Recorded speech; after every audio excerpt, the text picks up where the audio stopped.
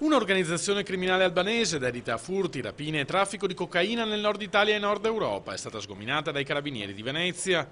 L'operazione è scattata all'alba tra le province di Venezia, Treviso, Padova e Torino. 150 carabinieri, 50 automezzi, un elicottero e diverse unità cinofile sono entrati in azione all'unisono. 9 le persone arrestate, 20 le abitazioni perquisite.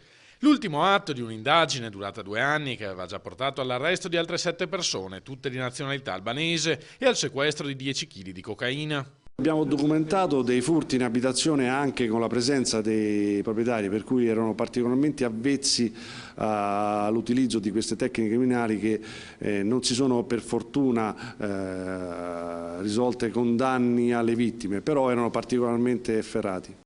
Ogni membro della banda aveva un preciso ruolo nell'esecuzione dei colpi, chi selezionava gli obiettivi, chi effettuava i sopralluoghi e chi commetteva materialmente i furti. È stato individuato uno dei canali di ricettazione della refurtiva che era provento dei furti, in particolare venivano usati alcuni negozi di compra-vendita di oggetti preziosi per appunto riciclare quanto oggetto dei reati.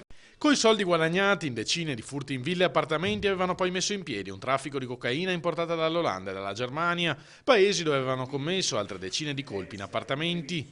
Gli arrestati dovranno rispondere di associazione a delinquere dedita a furti e rapine, traffico internazionale di stupefacenti, sequestrate anche 2 armi da fuoco, 8 i complici denunciati a piede libero.